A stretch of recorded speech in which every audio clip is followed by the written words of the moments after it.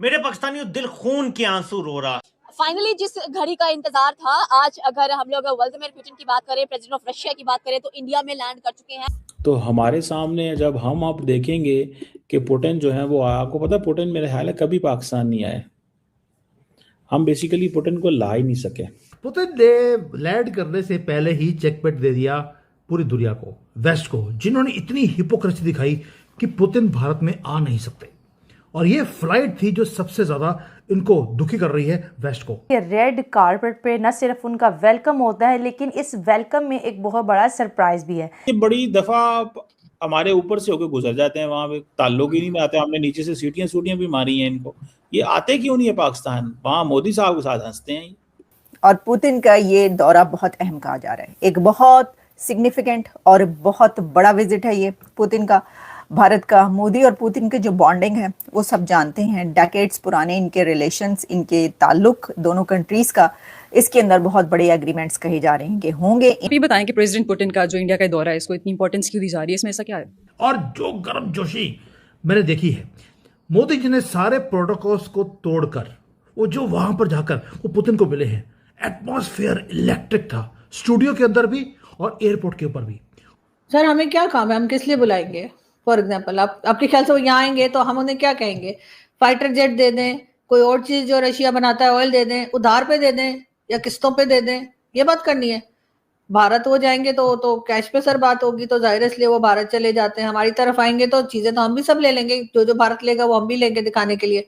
लेकिन सिर्फ थोड़ा सा फर्क है, वो ये कि हम पैसा नहीं देंगे, हम उधार पे लेंगे, या फिर हम कहेंगे भाई वैसे ही दे दो क्योंकि हम तो बड़े अच्छे लोग हैं, या हो सकता है किस्तों पे ले ले जी, इंस्टॉलमेंट पे ले ले। तो सर वो शायद मूड में नहीं है हमें इस तरह से चीजें देने के, तो इसलिए वो भारत चले गए कि जहाँ पे बस सामान दो और उसी वक्त कैश लो और कहानी खत्म। इसलिए नहीं आता सर कोई हमारे यहाँ। जिस दिन हम अपनी इकोनॉमी ठीक कर लेंगे, इस काबिल हो जाएंगे कि अगर कोई हमारे यहाँ आता है और हमें उनकी कंट्री की कोई चीज चाहिए और हम उसे कैश पेमेंट पे ले सकते हैं या सही से हम उन्हें पेमेंट कर सकते हैं, उस दिन लोग हमारे यहाँ भी आने लगेंगे। अभी तो जो आता है हम उसे कभी फ्लड दिखाते हैं, कभी अर्थक्वेक दिखाते हैं, कभी कोविड दिखाते हैं, कभी ये बताते हैं हमारा हाल खराब है। तो सर वो आगे बेचारे अपनी जेब कटवाने कौन आएगा सर यहाँ पर? ठीक है ना, लोग अभी अपने लेवल के लोगों से मिलते हैं, उनको पता है कि मैं वहां जाऊंगा तो इंडिया ऑयल भी लेगा, जबकि ट्रम्प मना कर रहा है फिर भी इंडिया ऑयल ले रहा है और भी ज्यादा लेगा। इंडिया पेमेंट भी करेगा, अगर फाइटर जेट लेंगे तब भी इंडिया पेमेंट करेगा। हमारा क्या सर, हम तो उनके जो उनका जहाज आएगा हम तो उसके भी टायर उतार लेंगे जाते वक्त।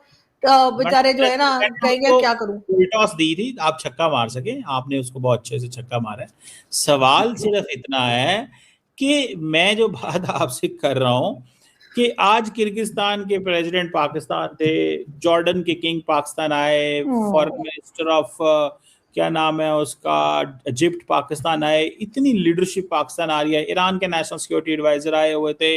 लीडरशिप दुनिया से आ रही है, लोग पाकिस्तान आ रहे हैं। मतलब अल्हम्दुलिल्लाह। मुझे पता है बहुत सारे लोगों को बुरी लगती है ये बातें जब पाकिस्तान की तरक्की की बात होती है, दुनिया में रेलिवेंट होने की बात होती है। सऊदीज़ के साथ हमारा इस वक्त बहुत अच्छा लाइजन है। हम एक अच्छे अंदाज से इस वक्त मिडल ईस्ट में दोबारा अपनी स्पेस बना रहे हैं। अमेरिका के साथ हमने तकरीबन 20 साल पार्टनरशिप इंडिया और अमेरिका की टूटी है, 2005 से लेके 2025 तक जो हुई थी। तो मैडम, ये पाकिस्तान की डिप्लोमेटिक कामयाबियां हैं। आप इनको ना माने, ना इनको वैल्यू दें, वो दैट इज योर, मैं आप पे छोड़ता हूँ। आप तो 7 जहाज गिराने को कह देती हैं और चलता रहता छोटी मोटी। जो ये वो बात है जिसको ट्रंप रोज कहता था, 7 जहाज गिरे। सर आपको भी अपनी मर्जी की बात सुनाई देती है ट्रम्प की, कि ट्रम्प कह रहा है कि 7 जहाज गिर गए, ट्रम्प ने कहा 8 जहाज गिर गए, लेकिन ट्रम्प कह रहे हैं पाकिस्तान $33 बिलियन खा के भाग गया। ये आप लोगों को सुनाई नहीं देता। उस वक्त आप लोग कानों के ऊपर हाथ रख लेते हैं कि पता नहीं ट्रम्प क्या कह रहे हैं, अंग्रेजी बोल रहे हैं, समझ नहीं आ रही। तो सर हाँ बिल्कुल सर। और मेरा जो दिल है ना वो बिल्कुल ऐसे ऐसे कर रहा था बाहर को कि मुझे पकड़ के अंदर रखना पड़ रहा था। ऑल इज वेल, ये हालत थी मेरी उस सीन को देखने के बाद। और गेम ओवर था वेस्ट का। क्यों बोल रहा हूं? क्योंकि पुतिन ने आने से पहले 3 चीजें कर दी जिसने वेस्ट की बैकबोन को तोड़ देना है। सबसे पहला जो सबसे बड़ी इंफॉर्मेशन है वो यार तेल गया तेल ले रहे। सबसे बड़ा उन्होंने बोला रशिया का न्यूज चैनल भारत में खुलेगा। अब आप बताइए, रशिया का न्यूज चैनल यानी कि वेस्ट की नरेशन की जो वॉर है, रशिया युद्ध हार रहा है, रशिया कल को टूट जाएगा, ये सारी चीज़ें अब वो डिबंक हो जाएगी। दूसरा, हमने बोल दिया कि हम अब डॉलर में ट्रेड करेंगे ही नहीं, बात होगी रूबल और रुपये की। और तीसरा है एनर्जी की, और हम तेल की बात कर ही नहीं रहे, हमने एनर्जी की बात करनी शुरू कर दी। इसके साथ 8 एग्रीमेंट्स और हैं, क्योंकि 3 जो है ये तो चेकमेट है, कंप्लीट चेकमेट।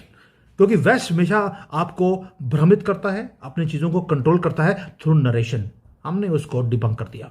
अब इसलिए ये सब कुछ मैं बड़ी डिटेल में दूंगा आपके साथ कि वो 8 एग्रीमेंट और कौन से हैं, ये 3 के साथ रिलेशन क्या है, होगा क्या, एक एक चीज को स्टेप बाय स्टेप मैं डिकोड करने वाला हूं। क्योंकि इसमें 3-4 चीजें हैं। कुछ फ्रेंडशिप के मोमेंट्स हैं जो मैं आपके साथ डिस्कस करूंगा, जिन्होंने वेस्ट को स्नब किया।